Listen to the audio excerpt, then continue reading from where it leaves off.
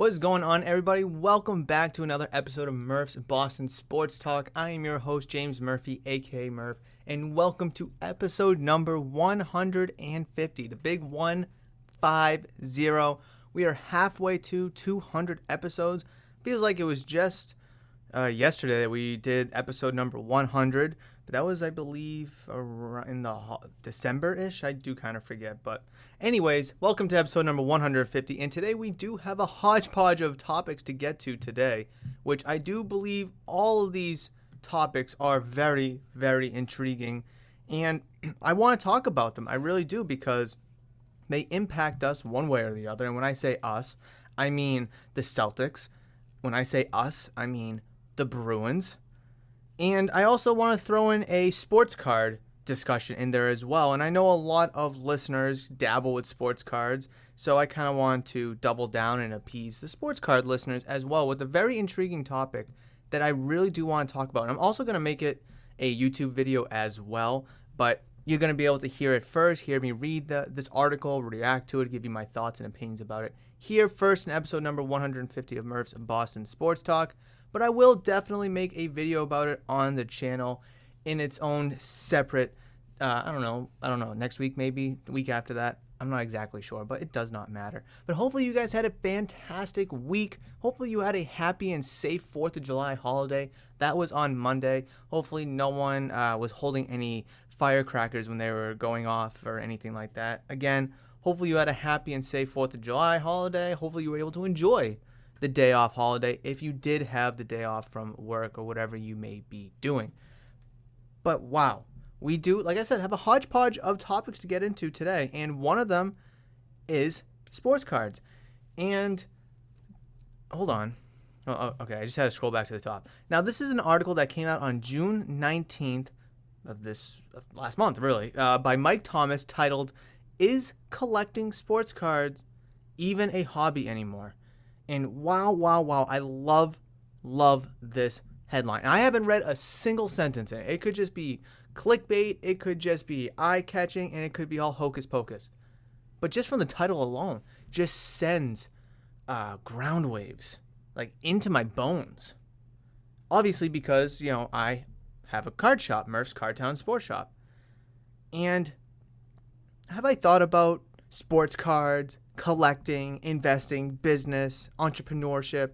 Of course I have. I talk to people about it all the time, where some people do dabble with sports cards as a side business, as a side revenue, and that is totally fine and dandy.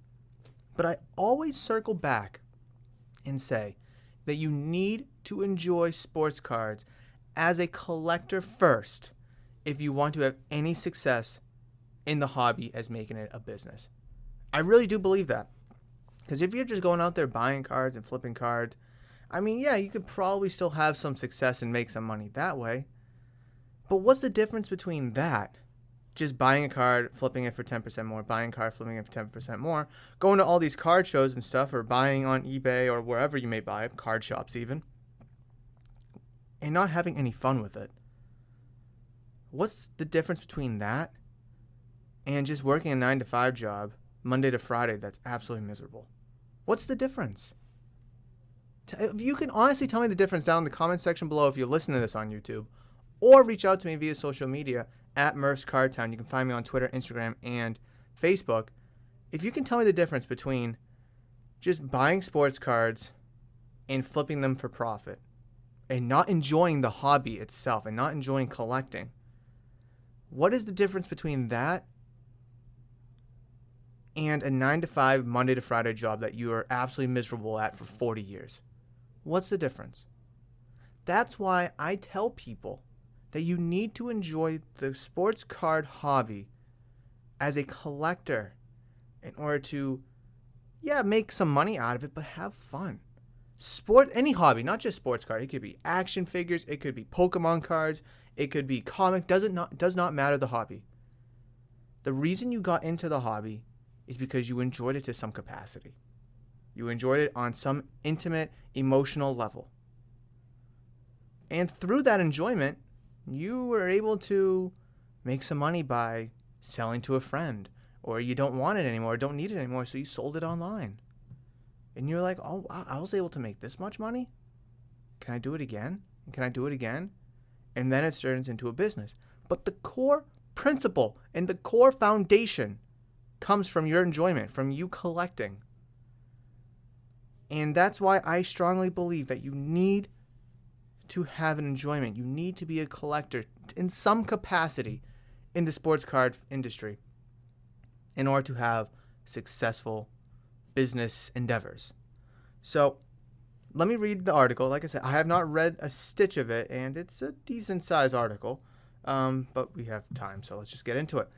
Again, this is by Mike Thomas, titled, "Is Collecting Sports Cards Even a Hobby Anymore?" That, like I said, that just hits me deep down. All right. I went to a sports card and memorabilia show a month ago for the first time in years. It's amazing how much has changed. Is collecting sports cards a hobby anymore? Can kids even do this now? Good luck to the 16-year-old LeBron James fan who wants to add pieces of memorabilia to his collection. Would he rather have a used car or a James autograph or rookie card? Both can fetch about the same price depending on the year and now the grade of the card. The sports card industry has become a big-time business. Gone are those days of kids heading to the local store and ripping open a couple of packs to find their favorite player. Well, hold on. Kids still do that. Obviously, times have changed. But kids still come down to the shop, Murph's Cardtown Sports Shop, to rip packs and buy boxes. So hold on, let's not lump every kid in there and every store in there. And he also provides a very nice picture of a card show from 1989. Oh wow, it does look very different. Not a phone in sight. We're in a high school gymnasium with cases and binders. Wow, that's actually a pretty cool picture. All right, anyways. The sports card market skyrocketed during the COVID-19 pandemic. Collecting baseball cards has always been a thing. Way back, it was a way to show your fandom for a particular player or a certain team. Open packs of cards, stash them away, trade them with your friends, and put together a little collection. In the 1980s, the Topps company, the biggest name in the business, had some competition. Fleer and Donruss joined in, debuting their baseball card product in 1981. Those companies got greedy during the late 80s, overproducing their cards and creating what is known today as the junk wax era. The overproduction combined with Major League Baseball players' strike in 1994 turned collectors off and the hobby had a downturn. The birth of eBay played a role in the resurgence of the hobby as cards were readily available at a touch of a button. Companies got innovative with their products, adding autograph cards and cards with game-worn jersey swatches into the packs. The price of packs increased. There was a gamble feel to the hobby, knowing there's a chance you might pull a signed card of your favorite player. As the hobby leveled off, it got serious resurgence during the COVID-19 pandemic. The pandemic, combined with the untimely death of Kobe Bryant, had sports fans itching for something to do. Now, again, I didn't read this before I read it to you guys. Now, this is the first time I'm reading it. I don't think that Kobe's passing, his untimely passing, is combined with the pandemic. I don't think so, because he passed away in January 2020, and this was before COVID really kind of took a swing here in the United States, at least. In like March, late February, early mid-March is kind of when things got, spiraled out of control. And yeah, his passing definitely skyrocketed his stuff's value, but not like the degree that it would if, say, he would pass away today, right? I don't want to name anybody because I don't want to kind of, get into that what if of passing thing, but just picture someone big in the sports industry. It could be a player or a retired player. And if they pass away, their market's going to absolutely skyrocket. So I think Kobe's passing, you could probably connect some dots, but I'm not going to say his untimely death in January is paired or combined with the COVID-19 pandemic. I do believe there is some correlation, but I do believe that is majorly separated because sports cards really took off in March in April when people couldn't go anywhere. Here in the United States, they couldn't go anywhere. They couldn't leave their house. So what were they doing? They were going up in their attic, in their basement, deep in the closet, finding all these cards, buying and selling on eBay. Again, Kobe passed away in January. There's a small time gap between those two occurrences. Again, yeah, of course, Kobe's passing drastically increased his market, but anyone could pass away at any given time, and that's going to do the same thing. So I do kind of disagree there, but I do understand his perspective. Quote, "People are home. There's no sports being played. They're reminiscing between Kobe Bryant's death and Michael Jordan's documentary. Their nostalgia has been rekindled." End quote. Jeremy Brown, owner of Ultimate Sports Cards and Memorabilia, and a regular on Pawn Stars, said at the time per the Las Vegas Review-Journal. Now, I do agree that Michael Jordan's documentary, The Last Dance, really significantly helped Michael Jordan's value, and it also helped Scottie Pippen, Tony Kukoc, and B.J. Armstrong, and Steve Kerr even, and Dennis Rodman, just really skyrocketed those players' values because we were able to get an inside look at the true meaning behind Tony Kukoc and behind Steve Kerr's meaning to these Bulls teams that we saw in the 90s and how much of a big role that they played. And we were able to see the ins and outs of Jordan's life when he was playing basketball. So obviously we have a deeper meaning. And for people that grew up watching those players on an intimate level, on an emotional level, were able to see like their favorite players, their favorite team in depth and re-fall in love with it or more understand what was going on to help bring them that enjoyment in the 90s if you're a Bulls fan or a Jordan's fan when they were winning those 6 titles in the 90s. So you were able to really kind of further connect with Jordan, with Pippen, and the Bulls. And that brought a very sentimental value to a lot of sports card collectors. Again, with Kobe's passing, it brought a lot of sentimental value when Kobe unfortunately passed away, and you're looking at a card and like, oh man, I miss this guy. He was so good. I remember this and that, whatever it may be. So there are, and you can even say that now moving forward, there are certain events that could happen that would drastically increase someone's value. Again, when a player retires, when Tom Brady retired, his value went through the roof. When a certain player makes an all-star team or a Pro Bowl team, his value is going to go up. If they win MVP, it's going to go up. There's these things, like Magic's documentary about the Lakers, in his career, is going to increase Magic's value. There's a Kobe documentary coming out, I believe, later this year. That's going to increase his value as well. So it's just all these different positive events in these players' career helps increase the value, increases the demand of these values. And again, there could also be a negative component as well, like what unfortunately happened with Henry Ruggs. And he was an up-and-coming wide receiver, looked really good at the beginning of the season. People were starting to really collect and invest in him and invest in the Raiders. And then that happens, that car crash happens, and people were just giving him away because he's worthless now. He's going to jail, he's going to face trial, and no one wants to collect that. So there are positive events that could help increase a player's value, and there's negative events that could increase a player's value. And I think that what was really kind of sparked the sports card hobby early on was, again, Kobe Bryant's passing, which is not a good thing, but it's a bad thing, but it's not going to hurt his value. It only helped his value. Michael Jordan's documentary, that helped his value. Obviously, sports shutting down didn't hurt the sports cards' value, but people were able to kind of invest for when it eventually came back. And of course it was going to come back, and it did come back. So that's kind of my 2 cents on that little, I know I kind of just rambled on. Is collecting sports card a hobby anymore? Going to my first card/memorabilia show in roughly 20 years was a complete shock.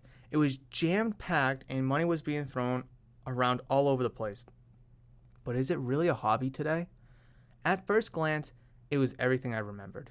There were customers with their own cards looking to sell or trade with some of the dealers. Then things got weird. Those dealers then seemingly turned into doctors. They immediately put on gloves to handle the cards. They grabbed their magnifying glasses to zoom in on the corners, edges, and surfaces of the cards. Don't forget the centering. Dealers have to because these days cards aren't worth much unless companies like PSA, Beckett, or SGC, even TGA, say they are. Many cards are sent to these companies with a handsome fee attached for grading. If the cards come back, usually months later, with a 10 attached, it's worth significantly more. That is very true. I love this whole paragraph right here. Many cards are sent to these companies with a handsome fee, which is true, not with TGA. If the cards come back, usually months later, not with TGA. So it's love that. Okay, let me scroll down some pictures. After the card is scrutinized with the magnifying glass, the ruler comes out. The centering, of course, needs to be checked. That was a far cry from what I remember years ago. Also shocking to me were the prices. If you wanted to purchase an unopened box of Panini One football, it would run you close to $600. What do you get from a Panini One box? You get one card. I saw Grant Williams cards selling for more than Larry Bird cards. A Trevor Lawrence card had a $1,500 price tag. That's $500 per career win if you're counting from home. That's funny. that's kind of funny. So if Trevor Lawrence wins 2 games next year, is his value going to be $2,500, right? People opened cards and didn't even look at them. They blew past them and went directly for the shiny pink card in the middle to see how limited it was. It didn't even matter who the player was. If it was one of 10 cards made of that particular insert, it was a hit. Sports cards are a big business now. There was a heck of a lot of interest in the card show, but it appears the business side has taken over the hobby part. And that is the end of the article. Now, I do want to kind of dissect a bunch here, saying that Grant Williams cards are selling more than Larry Bird cards. Again, you could look at any sport, any player, or any rookie. I'm going to assume it's a Grant Williams rookie card, compared to like maybe a Larry Bird insert. Again, I wasn't there. I didn't see what he saw. I'm just kind of, reaching for some apples here. But there are cards of rookies, underperforming rookies, or rookies that haven't done anything yet. Or maybe even someone like Grant Williams, a rookie who's been in the league a couple years, who has played fairly well and has grown and developed over the past few years that he's been in the league. And of course, his cards are going to sell more than Larry Bird cards. Are they going to sell more for Larry Bird rookie cards? No, it depends on the condition of both cards. Depends on what set the Grant Williams card is from. Obviously, Larry Bird rookie card was just tops. So it's just it just depends. Year, product, condition, possible grade. So there's so many different variables and components that go into Grant Williams cards selling for more than Larry Bird cards. But that is true. Grant Williams cards do sell more than Larry Bird cards. A Trevor Lawrence card with a $1,500 price tag. What kind of card is it? Is it an RPA? Is it an autograph? Is it like a 4-color patch? Is it numbered to 10? There's so many different variables. And again, from this guy's perspective, who hasn't been to a card show in 20 years, is obviously not going to know these certain things. And, he's learning on the fly. But there's a lot of different components. Again, so many different components that go into gauging a card's price tag, right? Condition, centering. Is it an auto? Is it a prism? Is it, a 3-color RPA? Is it game worn? Is it player worn? Is it out of 10? Is it out of 25? There's so many different things that go into it. Supply and demand is another big one as well. So again, $1,500 for a Trevor Lawrence card. If that's a base prism rookie, then hell no. But if that's like a flawless, if that's a flawless out of 10 or something like that, I think $1,500 might be a little too low. Regardless how many career wins he has. And then people open cards and didn't even look at them. A ton of people do that now, and that's just kind of what the hobby's turned into. People just don't care about the base. They're just going for the chaser. They're just going for that, cracked pink ice. They're going for that orange blue laser or whatever the hell the card is. And people unfortunately do that. Again, you need to enjoy collecting in order to have some success with sports cards as a business. And a lot of people do kind of understand that. A lot of people do enjoy collecting at its core foundation. Again, there's some people that don't. And every collector is different. Everyone's into the hobby for a different reason. But again, it's going to depend on why you're in the hobby and how much you want to invest in the hobby. If you just want to invest $10, you're going to get either $10 cards or you're going to get one $10 card from the case, maybe a fat pack.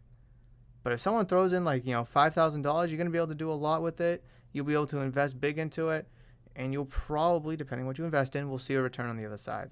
Again, you have to enjoy collecting at its core foundation in sports cards in order to make a business out of it. And I truly, firmly believe that. But, all right. There's our sports card discussion for today's episode. Again, I'm going to make a YouTube video about this article, and it'll be much more condensed. It'll be much more straightforward to the point, and you'll be able to see these pictures that I was looking at as well. I don't know when that video will come out because my YouTube calendar is pretty tight right now at the moment. But nonetheless, I will get it out there for you guys, so just stay tuned to the channel for that. But I do want to switch over. I want to pivot to basketball here. See what I did? And this article came out an hour ago from Matt Audley. I don't know how to say his last name. I'm sorry. From the Spun, which is by Sports Illustrated. Wow, that was a tough one. Why couldn't I say that? The Spun by Sports Illustrated. I don't know. Anyways, titled, Brian Windhorst has telling update on Kevin Durant's trade market. Again, this is from an hour ago, guys. So this is fresh news. Kevin Durant set the NBA world on fire when he requested a trade away from the Brooklyn Nets earlier this offseason. It's now been over a week since the superstar forward asked to switch teams, but it seems little progress has been made on possible trade negotiations.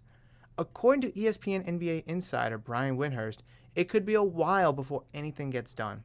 Quote, we have a pretty gigantic gulf between what the Nets think the value of Kevin Durant is and what the market is willing to pay, he said on Friday's episode of Get Up. Quote, Kevin Durant is obviously a very valuable player.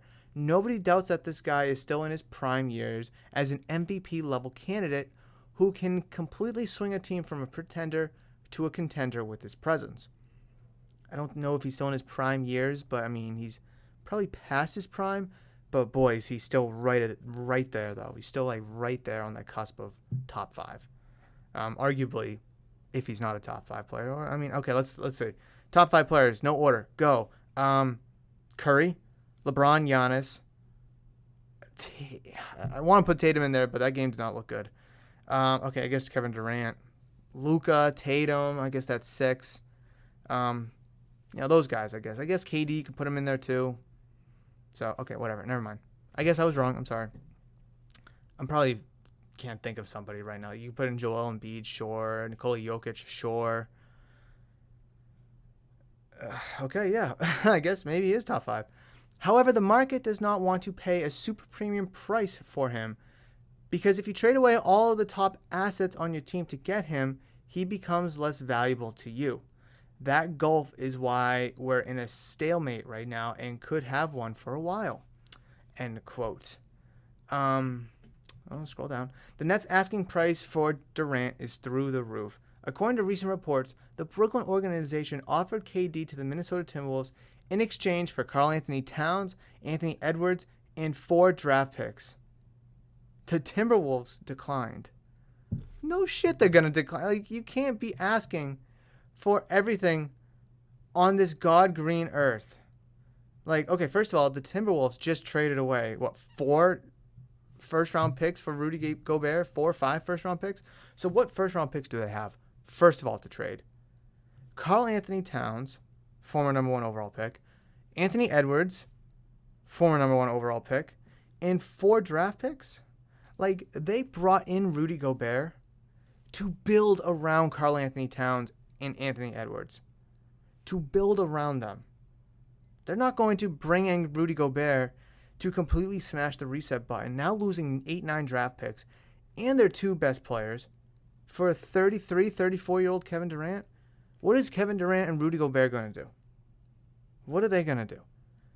But Rudy Gobert, with Anthony Edwards and Karl Anthony Towns, with D'Angelo Russell and Jaden McDaniels, now that's a nucleus to build around. The Timberwolves made the playoffs last year. Yeah, they didn't go far, but they made the playoffs. They're on to something. They're building something. They're investing in what they currently have. And again, they're already mortgaging the future a little bit and bringing in Gobert, trading 4 or 5 first-round picks. And you expect them to trade another 4 draft picks? And Karl-Anthony Towns and Anthony Edwards, who is arguably the best player on that team with the highest ceiling? Come on, Brooklyn. Like, I understand you want to get all the value you possibly can from Kevin Durant. I totally understand that. But you have to be realistic. You absolutely have to be realistic. Kevin Durant, is he 33 or 34? I think he's 33. Kevin Durant. I just want to double check. Dude's 33 years old, entering his age 34 season. He'll be 34 in September. He's going to be 34 next year, 35, 36, and in his last year of his contract, he'll be 37 years old, making $50 million. It's not worth it. It's not worth it. And what's there to say that when Durant gets to Minnesota or wherever, he's not going to want to request another trade because he doesn't like Rudy Gobert, or he doesn't like, the coach or whatever, the fans in Minnesota. I mean, look, he signed with Brooklyn. He re-upped with Brooklyn. They were patient with him when he was recovering from his torn Achilles. They brought in Kyrie Irving, his buddy, and he played, 94 games or whatever for them? Missed a ton of time, and now he wants out. Other teams are going to see that and say, hell no, we like what we have.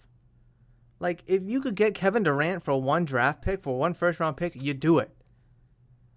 But not your former number 1 overall pick, not your other former number 1 overall pick, and not 4 draft picks that you don't even have because you already sent a bunch out for Rudy Gobert.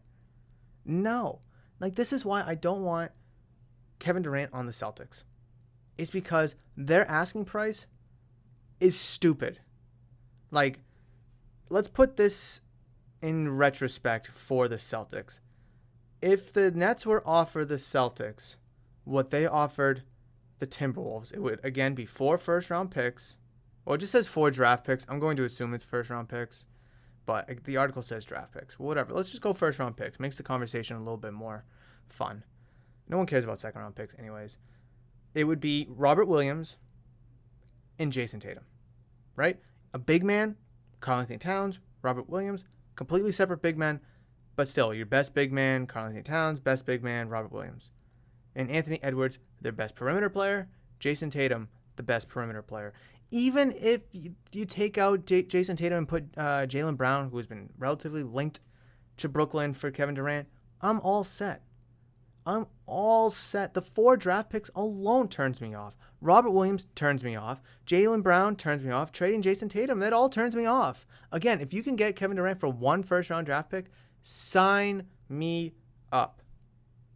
But you're not gonna. Even Jason Tatum for Kevin Durant, no thank you. I do not want to pay a 37-year-old player $50 million.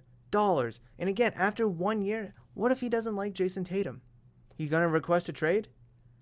What if Jason Tatum doesn't like Kevin Durant? Is Tatum going to request a trade? No thank you. Celtics need to stay far away from Kevin Durant. Far, far away. The asking price from the Nets is too high. The salary that Kevin Durant is making is way too high. It makes 0 effing sense. If the Nets went up to the Timberwolves and was like Anthony Edwards, 2 first-round picks, you can have a conversation. That's at least a respectable offer. Obviously, you want to try to win the trade. You want to get what you think is fair value in return for Kevin Durant. Maybe Anthony Edwards turns into a Kevin Durant-like player. Get 2 first-round picks as well. Obviously, if I'm still the Timberwolves, I'm still declining that trade. But at least it's not Karl-Anthony Towns, Anthony Edwards, and 4 first-round draft picks. Like, come on. Oh, my God. That is just an absurd asking price. And again, they're probably going to other teams and offering something similar.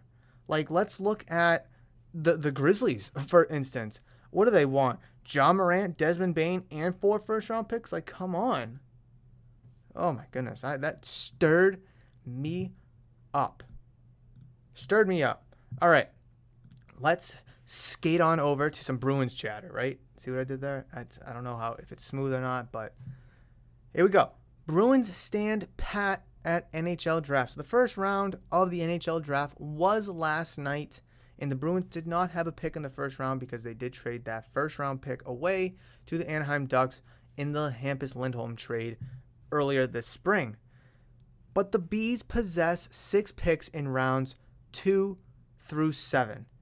Those picks are a second round pick, Calgary Flames third round pick, fourth round pick, a sixth round pick, their 7th round pick, and the Ottawa Senators' 7th round pick.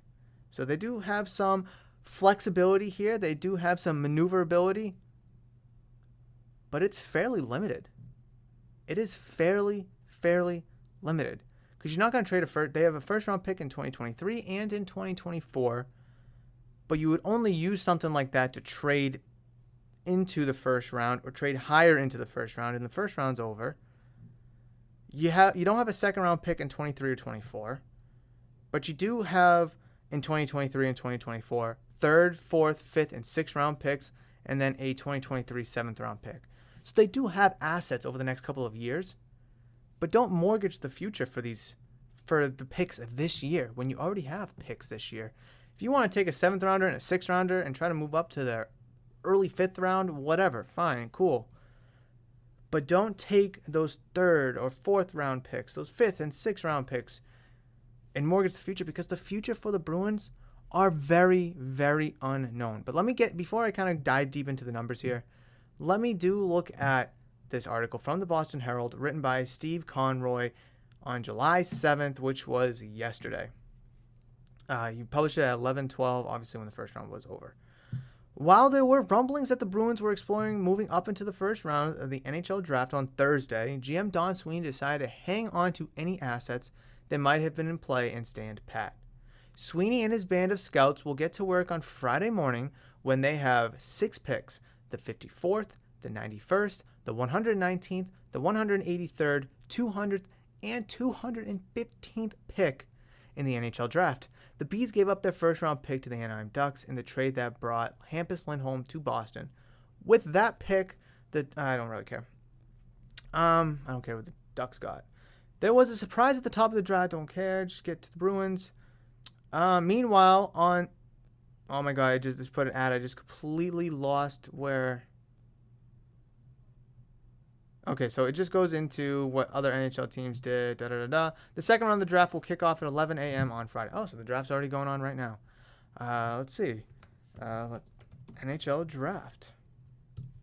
Let's see if there's anything going on.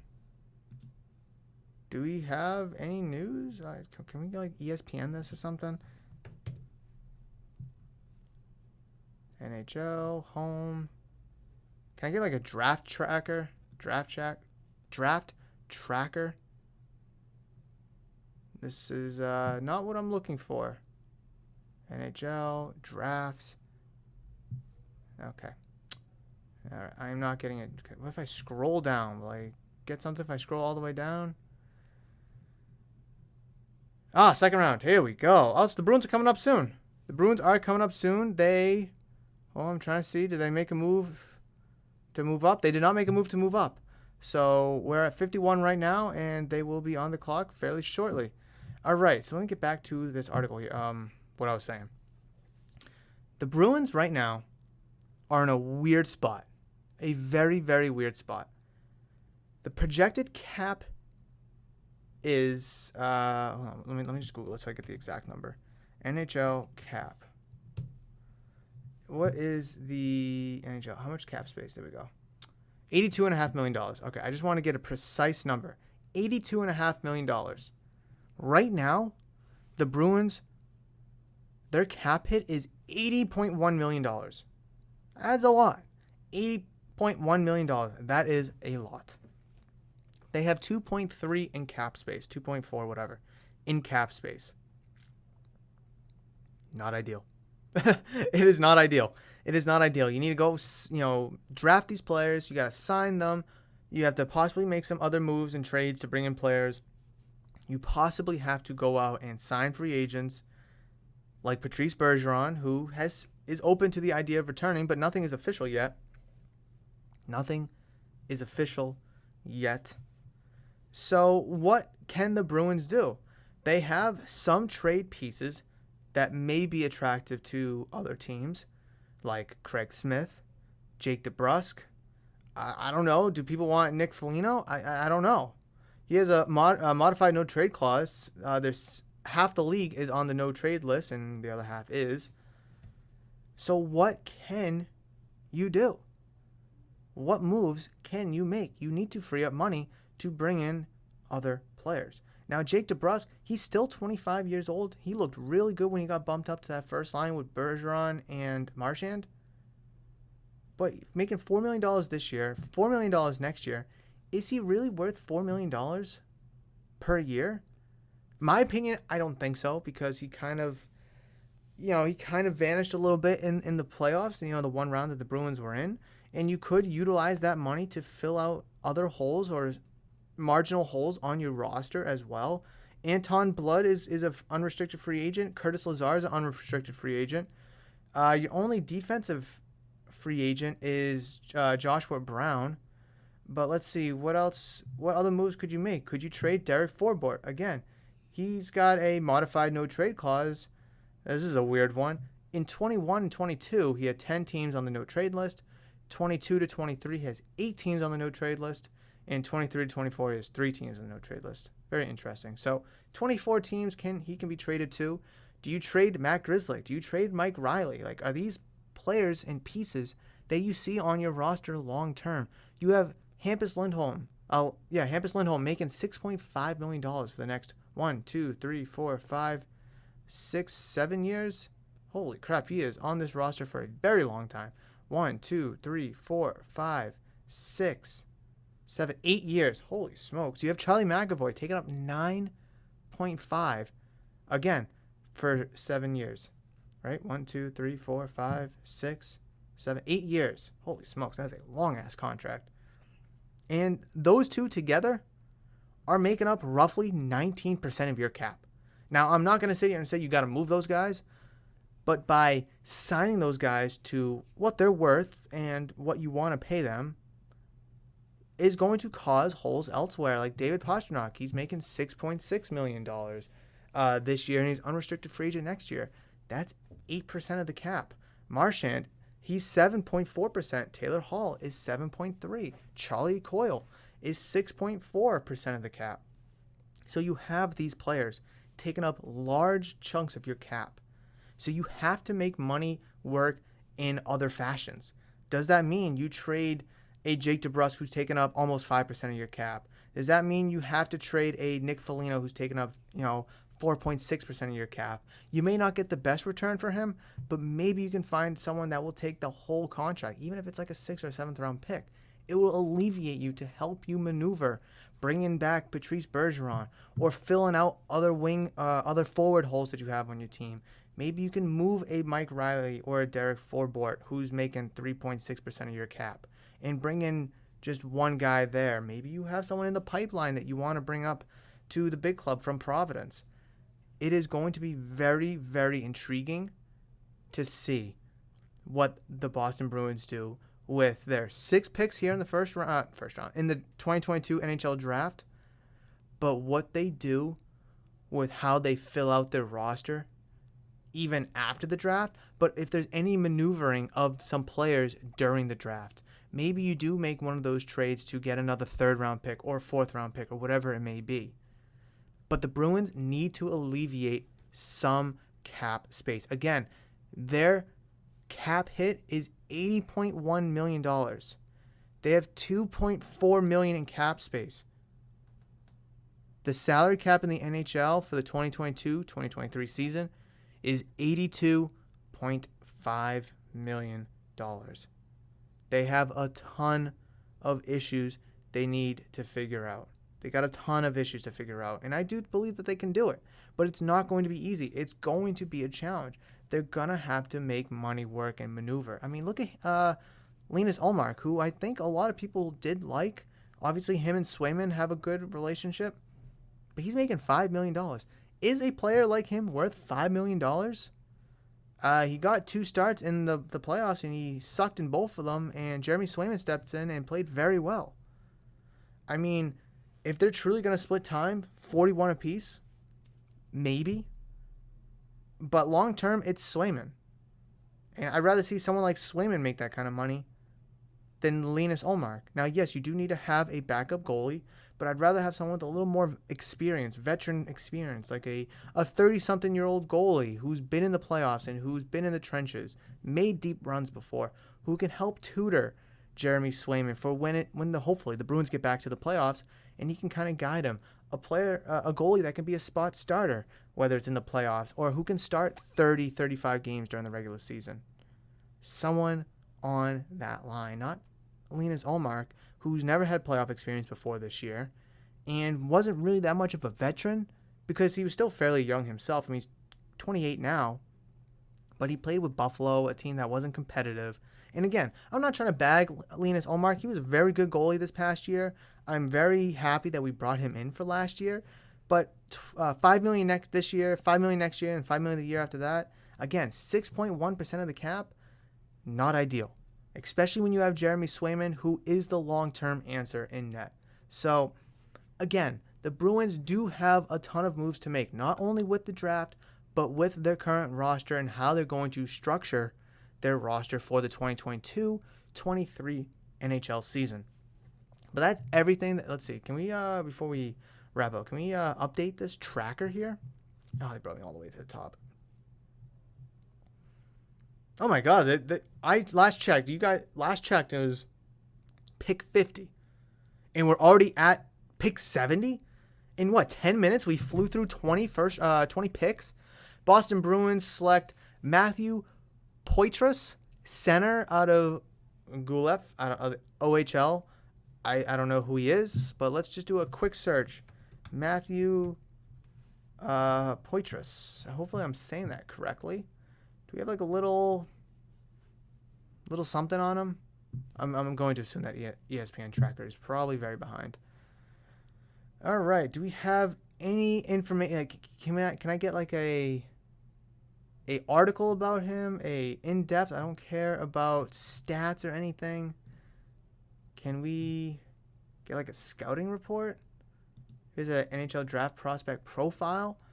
Let's see. He's 5'11", 172 pounds. He shoots with the right side. He is a center. Excellent. Need that. Here we go. The Ontario Hockey League's Gulf Storm. I don't know how to say that. Drafted Matthew. No, I don't want that. I want the Bruins drafting him. Not. Oh my goodness. This is on May 11th. Let's see. NBC. Here's what you need to know. Here we go. Twitter. Tried and true. Twitter, NBC Sports Boston. What you need to know about Bruins second-round pick Matthew Poitras. The Bruins have made their first pick of the 2022 NHL Draft, and they targeted a huge position of need. Boston selected Gulf Storm center Matthew Poitras with the number 54 overall pick in the second round. 54th pick in the draft, second round. Poitras is listed at 5'11", 175 pounds. He tallied 50 points, 21 goals, and 29 assists in 68 games for Gulf last season. His first campaign in the OHL. He is a quality playmaker and plays the game with tremendous pace. Poitras' skill set is well suited for today's up-tempo NHL. The 18-year-old forward was ranked number 45th among North American skates by the NHL's Central Scouting. He was ranked in the 70s on most pre-draft lists among players.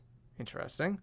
The Bruins badly needed an infusion of depth and talent at center throughout their organization. Boston entered the draft without any top-tier center prospects, which isn't good given the age of captain Patrice Bergeron. Poitras won't make an impact at the NHL level next season. He will likely going back to the Storm for another year in the OHL.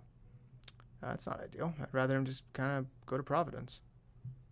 But, hey, all right, we got a center. That's exactly what the Bruins needed. They did need a center. Here's a tweet. More on Poitras. Sitting next to a scout based in Ontario who filled me in. High skills, hockey IQ, slick wheels, needs to get stronger. Wall play is a big area he can improve by being more engaged physically. However, he brings needed offense and creativity to the system. I like it. I could see him being a second line center. Now, obviously, by the time he comes up, Bergeron may or may not be here. I doubt it, because if he does come back, which he's already said he's open to coming back for one more season, then Bergeron will be gone. So we're going to need someone to be that number one. Is that Oscar Skeen? Could that be Poitras if he improves? But he ranked 70 in the 70s on most pre-draft lists. Now, again, I don't know what this list looks like. I don't know who was on it, what positions were on it, or ahead of him, I should say. But this is, if he's like the top center left on the board, then obviously you have to take him, because you do need a center. And I'm glad that the Bruins got out with a center with that top pick of their own here in the 2022 NHL Draft. Definitely someone that you're going to have to stash and develop. Again, he's only 18 years old. He has tons of time to develop. And hopefully in the Bruins system, playing for the Gulf Storm of the OHL, he can develop, get stronger, get bigger, and be more physical, because apparently he's got great skills. He's got creativity and great offense. He just needs to be more physically engaging. I like the pick. Obviously, second round, what can we expect? Not a first round pick. But that will wrap it up for today's episode, guys. I really do appreciate you joining me for episode number 150 of Murph's Boston Sports Talk. Thank you so much for clicking on this video. Please make sure you like, comment, and subscribe if you're watching this on YouTube. And if you're listening to this episode on audio-only platforms, Spotify, Google, Apple, Amazon, and Stitcher, anywhere you can find your podcasts, that is where you can find Murph's Boston Sports Talk. You can reach me on social media at Murph's Cardtown, on Twitter, Instagram, and on Facebook as well. Again, I will make a separate YouTube video about the sports card hobby becoming more of a business in its own separate video within the next week or two. But again, thank you guys so much for joining me for today's episode. Have a fantastic week, and I cannot wait to catch you next week for episode number 151. But between now and then, you guys know that I love you, and I will always, always see you.